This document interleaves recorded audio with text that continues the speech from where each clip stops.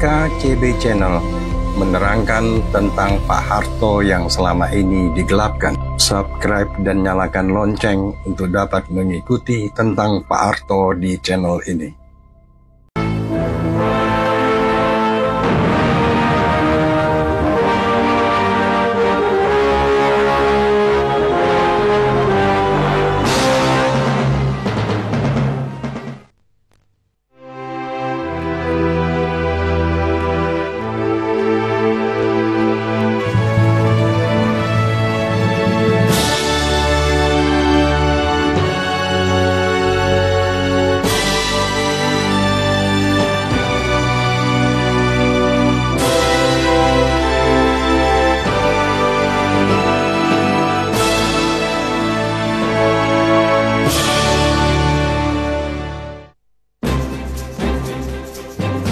Tahun 60-an akibat stabilitas nasional yang carut-marut karena berbagai intrik politik dan pemberontakan, menyusul kondisi ekonomi yang hancur, mengakibatkan harga barang menjadi tinggi dan nilai inflasi tinggi. Tapi kenyataan inilah warisan ekonomi bagi Soeharto saat dilantik sebagai Presiden RI kedua. Hal inilah akhirnya mendorong Soeharto untuk menerapkan kebijakan ekonomi yang ekstrim sebagai tindakan cekatan untuk menyelamatkan bangsa Indonesia dari kehancuran. Orde Baru muncul setelah adanya tragedi G30 SPKI. Ya. Pada saat itu, ketika Orde Baru masuk, inflasi itu 650%. Sekarang saja, sejak peristiwa kenaikan harga di bulan Oktober, kita semua merasakan sakitnya kenaikan harga. Bayangkan kalau itu 650%. Ya. Nah, itulah terjadi suatu perubahan yang sangat mendasar, sangat struktural. Karena kita kemudian mencoba membunuh inflasi itu secepat mungkin. Nah, karenanya ada dukungan yang kuat dari masyarakat setelah melihat bahwa prioritas negara itu sekarang beralih dari prioritas politik menjadi prioritas rehabilitasi ekonomi. Dengan mengkombinasikan seluruh komponen bangsa menjadi sebuah kekuatan, Soeharto kemudian menghimpun para ahli dari berbagai bidang, termasuk Bappenas, untuk menyusun garis-garis besar haluan negara yang menjadi landasan rencana pembangunan 5 tahun atau Repelita. Repelita yang kemudian dijabarkan setiap tahun dengan anggaran pendapatan dan belanja negara atau APBN menjadi patokan untuk menggerakkan pembangunan dan strategi trilogi pembangunan, yaitu stabilitas, pertumbuhan, dan pemerataan. Sistem perbaikan ekonomi yang diterapkan Soeharto kala itu ternyata mampu menjinakkan laju inflasi yang mencapai 600%, sehingga pemulihan ekonomi bisa dilakukan secara bertahap. Memang sulit membayangkan kondisi 66, ya. Jadi kira-kira 40 tahun yang lalu, gitu ya. Pada saat itu inflasi tinggi. Orang tidak bisa bayangkan apa artinya 650% per tahun laju inflasi.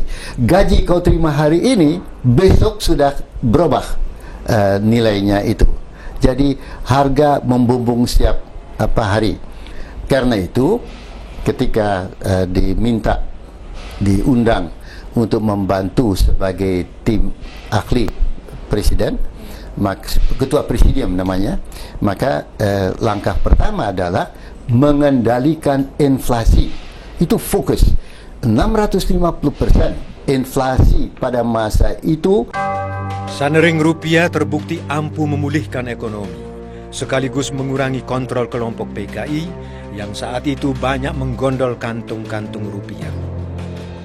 Sebenarnya kabinet waktu di Cipanas sudah memutuskan tidak jadi Sanering. Tapi pada penutupan pertemuan itu ditanya sama Gubernur Bank Indonesia, Saudara Yusuf Mudi Dalam, berapa uang dalam peredaran? Dia bilang 500 ribu rupiah, setengahnya di gunung, itu di tangan PKI.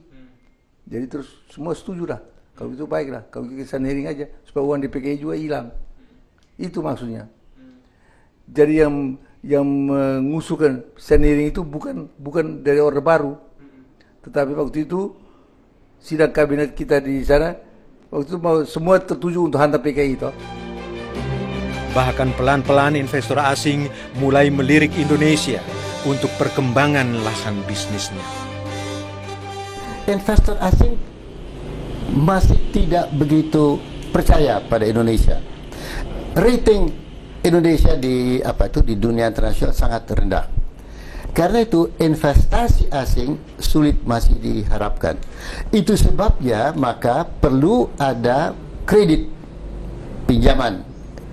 Tetapi pinjaman itu tentu bukan pinjaman komersial seperti halnya dilakukan di zaman Orde Lama itu.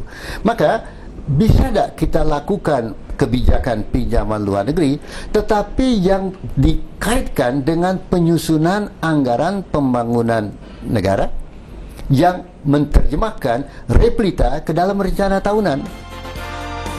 Masuknya investor asing juga terbukti membuka lapangan kerja untuk rakyat dan mengikis pengangguran.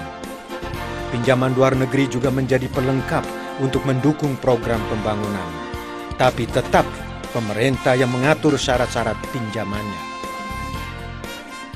Dua hal.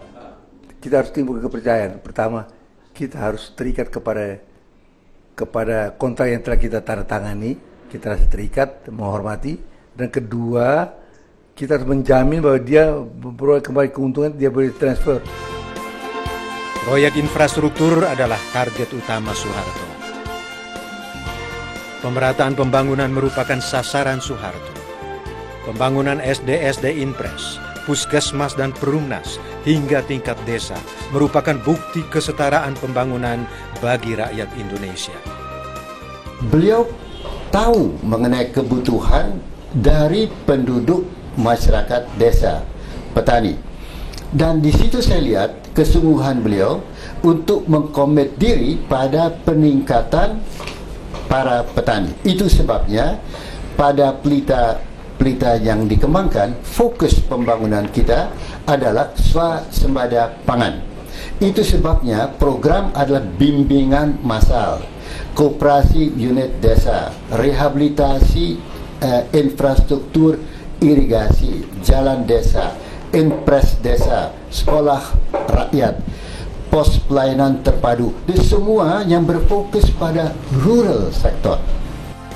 Menurut Soeharto, target masyarakat adil dan makmur hanya bisa terwujud bila serangkaian pembangunan bisa dijalankan di segala bidang secara seimbang, terutama keseimbangan antara industri dan pertanian. Hasilnya, Orde Baru di bawah kepemimpinan Soeharto harus diakui telah mewariskan pembangunan yang terencana dan teratur dengan hasil akhir pemerataan dan keadilan untuk rakyat Indonesia.